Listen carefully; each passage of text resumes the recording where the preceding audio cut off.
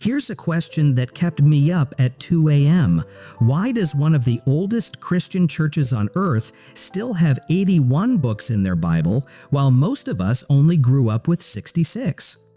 It was 2 a.m. I was alone in my study, eyes burning from hours on the screen. I opened a translation I didn't even know existed. One of those extra books is actually quoted by name in the New Testament, by Jude, Jesus' own brother. That line stopped me cold. After 20-plus years of preaching and studying the same 66 books, I realized I had been working with an incomplete picture the whole time. It wasn't a missing verse. It felt like an entire layer the early church knew had never made it into the tradition I inherited. I didn't move for a full minute. I reread that line 3 times. This didn't match anything I had been taught. And the answer takes you somewhere most people never look. For years, I treated Ethiopia as just a footnote in church history. We hear about Rome, the Reformation, maybe a quick mention of Africa, and that's it. But when I dug deeper, that view fell apart. The Ethiopian Orthodox Tewahedo Church has followed its own ancient road for over 16 centuries. Their name Tewahedo means made one in the Old Ge'ez language.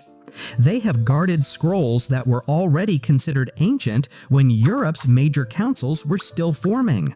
These aren't locked away museum pieces. In mountain churches carved straight into rock, these words are still read aloud and sung in worship today. When the Council of Nicaea gathered in 325 AD to set boundaries for Scripture in the Roman world, Ethiopia wasn't there. They had their own unbroken chain of transmission. They kept their library exactly as it had been passed down, untouched. That single difference explains why their Bible still includes books most Western Christians have never heard in church: the Book of Enoch, Jubilees, the Ascension of Isaiah, and others. These aren't random additions from later centuries. When you place them next to the 66 books we know, certain prophetic threads suddenly connect in ways that feel natural, not forced.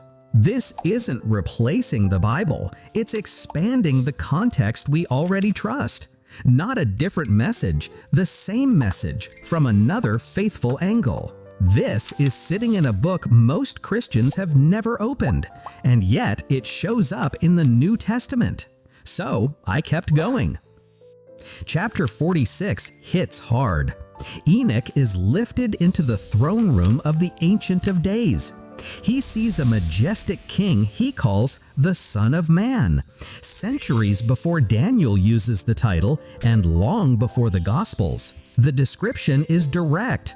This figure holds authority to judge the fallen watchers who corrupted humanity in ancient days. It doesn't feel like vague poetry, and this is where it connects directly to Revelation.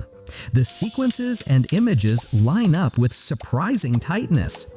Some parallels are so close it becomes difficult to dismiss them. Then chapter 48 takes it even further. It states that the name of this Son of Man was already known and established before the sun, stars, or any constellations existed. Reading those words felt like overhearing a conversation from before creation itself. That changed the way I read everything after that. I had never heard Jesus described like this before. Then I realized Enoch wasn't the only missing piece. Next came the Book of Jubilees. In the Ethiopian church, this text carries weight close to the writings of Moses. It reads less like a story and more like a blueprint, like someone mapped time itself. Most people skip this part. That's where the pattern is. The Essenes, the group that protected the Dead Sea Scrolls, kept several copies of Jubilees. They treated it as essential, not optional. When you lay these ancient Jubilee cycles over the clear markers in Revelation, certain end times elements begin lining up with real precision. This isn't about setting dates. I'm not doing that.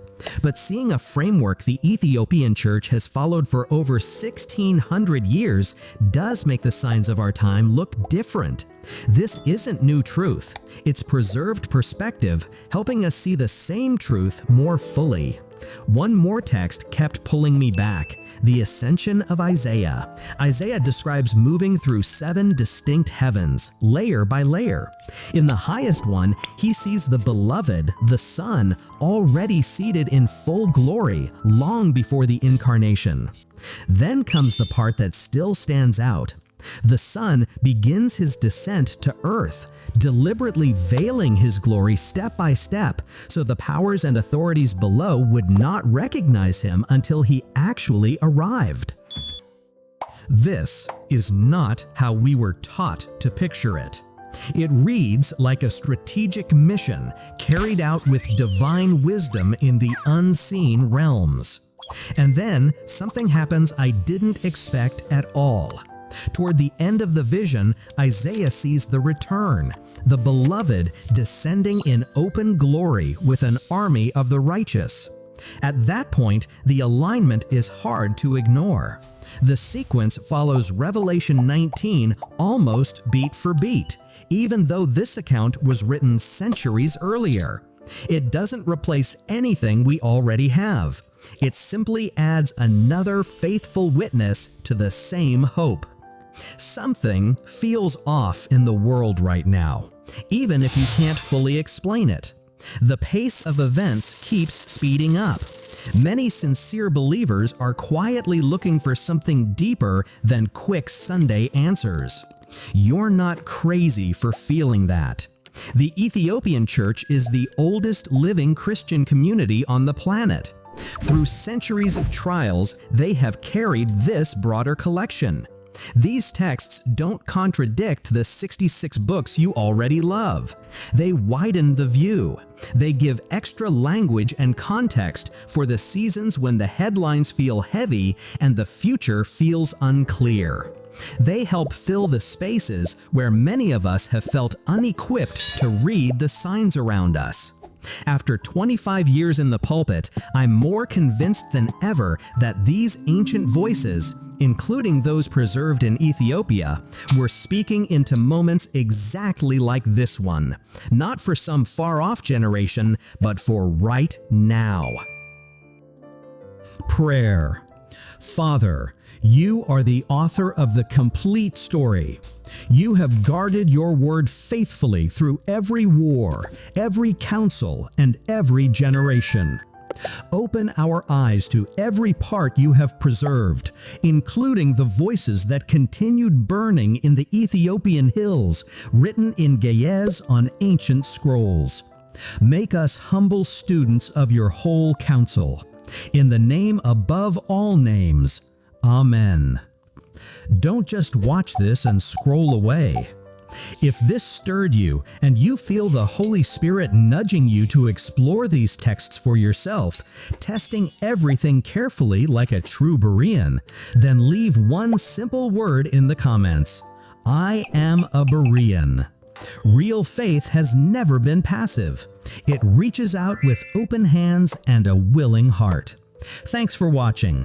Share this with someone who needs it. I'll see you in the next one. God bless you.